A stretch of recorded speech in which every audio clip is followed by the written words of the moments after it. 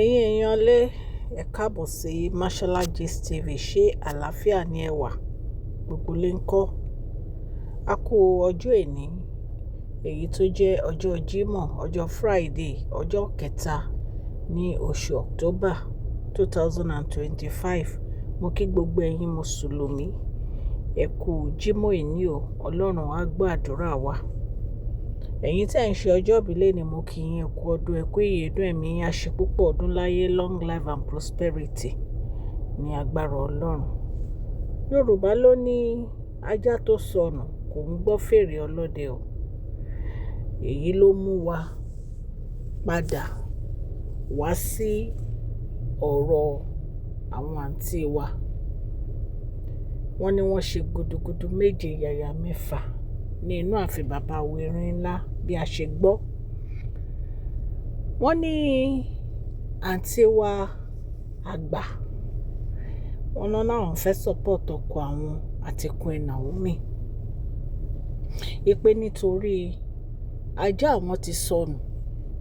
Ní ìsìn àwọn fẹ́ gbọ́ fèrè ọlọ́dẹ, àwọn ò fẹ́ nǹkan tó jẹ́ pé bàbá wẹ̀rin ńlá wọ́n fi máa bínú sáwọn, torí wọ́n ní ìgbà kan wà tó yẹ pé bàbá wẹ̀rin ló ti ń bá wọn sọ̀rọ̀ nínú ààfin yẹn bá ṣe gbọ́. Wọ́n ní bí ìgbà tó yẹ pé wọn ti fẹ́ rí wọn rárá ni. Wọ́n ní Dr. Elizabeth ni bàbá wẹ̀rin ńlá máa ń rí ńgbà yẹn. Àwọn náà so oúnjẹ fún bàbá wẹ̀rin ńlá láti mọ́nítọ̀ oúnjẹ tán bá sè, kì í ṣe pé bóyá fúnra ara wọn náà so oúnjẹ, torí bàbá wẹ̀rin ńlá ní kò kún ara wọn. Bọ̀ àwọn náà máa ń rí bàbá wẹ̀rin ńlá every time. Wọ́n ní anytime náà lè wọ chamber bàbá wẹ̀rin ńlá.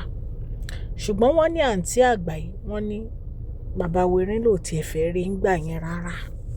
Nítorí pé wọ́n ní òun àti èyí tó ń pe rẹ̀ ní first wife yẹn, wọ́n ní wọ́n jọ ń rìn ìrìn tí ò mọ́.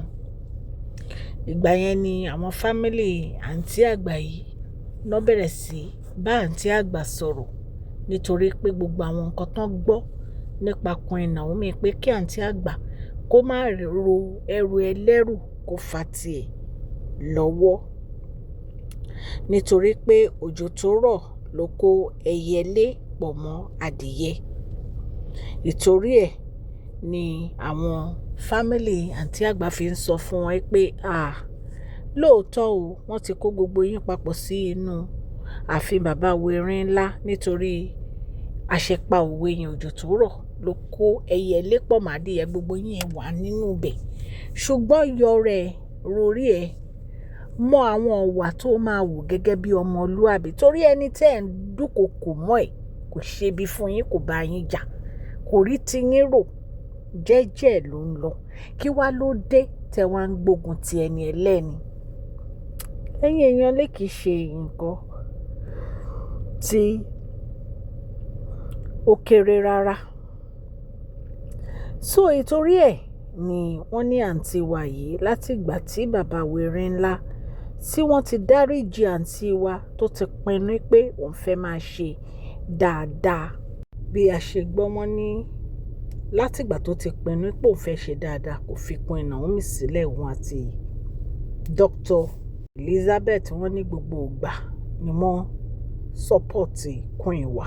Ẹ̀yin èèyàn lé gbogbo nǹkan tí àǹtí wa gbọ́ tó fi yí padà yìí, ó ń ya àǹtí wa tí ó máa ń gbọ́mọ wá sórí social media yẹn, ó ń yà lẹ́nu pé kí ló dé tó jẹ́ pé ó bẹ̀rẹ̀ sí sọ́pọ̀tì Queen wa.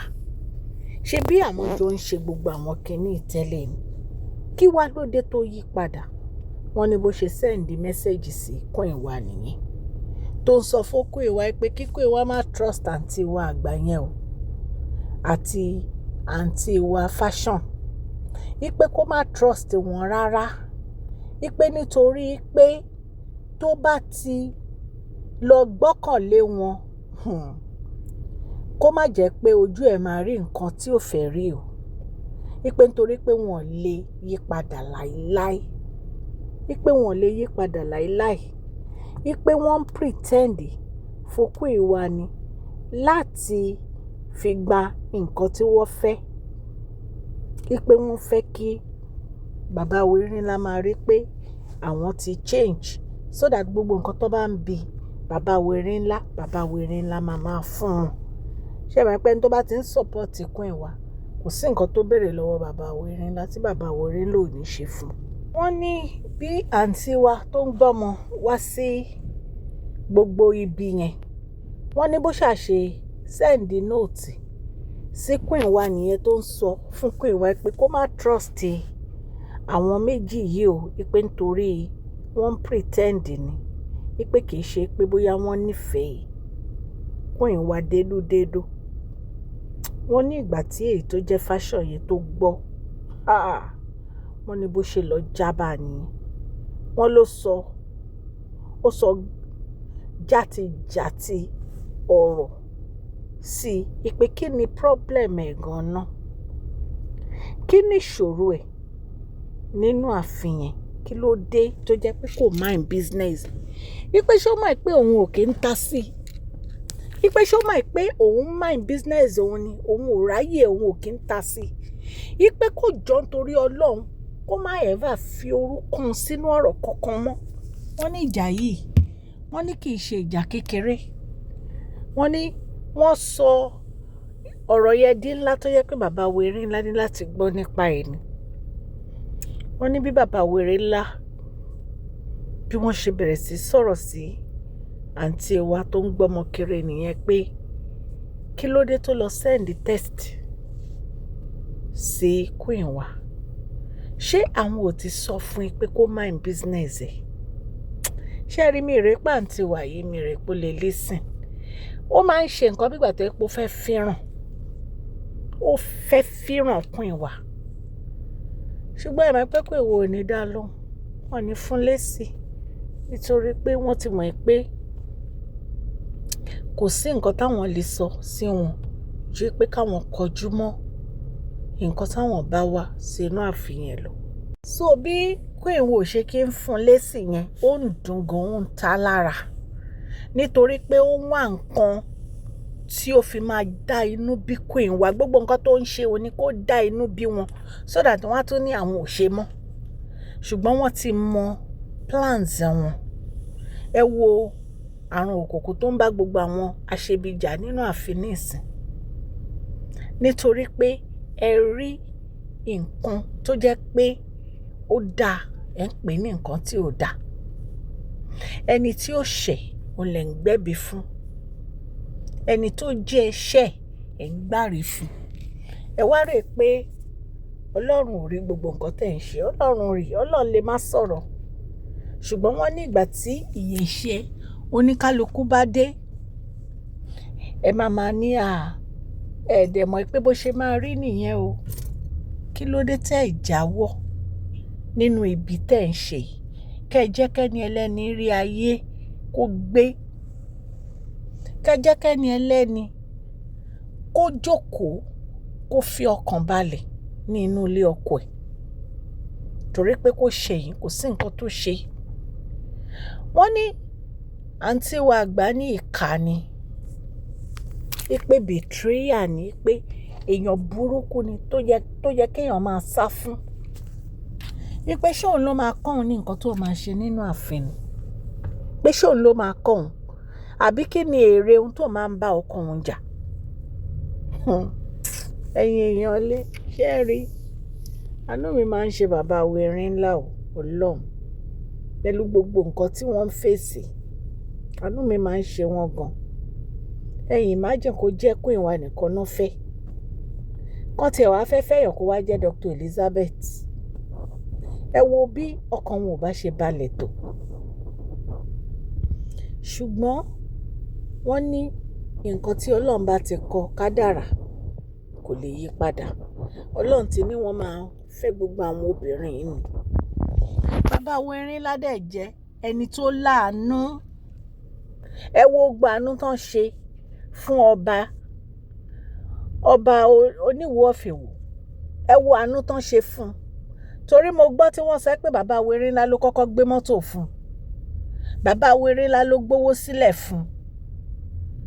Ní ìsìn báyìí, àánú tán ṣe òun ló wá fi ń sọ̀rọ̀ burúkú sí wọn lórí social media. nígbà tó jẹ́ pé ńgbà tán dé láti Canada ńgbà yẹn wọn ò ní nǹkan kan, wọ́n ní gbalaja báyìí ni wọ́n dọ̀bálẹ̀ níwájú kábíyèsí. Ṣùgbọ́n ẹ má jẹ́ ká tún máa sọ̀rọ̀ yẹn torí mi fẹ́ divert. Ṣùgbọ́n mo mọ̀ pé ẹni tó máa ń ṣàánú ó di dandan kí Ọlọ́run kó gbèjà yìí. Ọlọ́run ló ń gbèjà bàbá wèrè ńlá.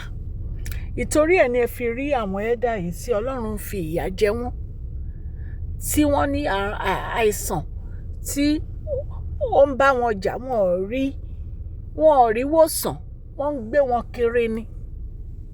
Nítorí pé ẹ̀ ń bá ọmọ Ọlọ́run jà, ẹni tí ó ṣẹ̀yìn ẹ̀ ń kọjú ìjà sí. Ẹ̀yin èèyàn lé, èyí tá a gbọ́ nìyẹn o. Tó bá di ọjọ́ Monday màá mú update wá, nítorí pé weekend yìí mo ní iṣẹ́ tó pọ̀ gan-an. Ẹ̀yin èèyàn, bí mo ṣe máa ń sọ, agbọ́ ni wàá rí o. Mo nífẹ̀ẹ́ gbogbo yín.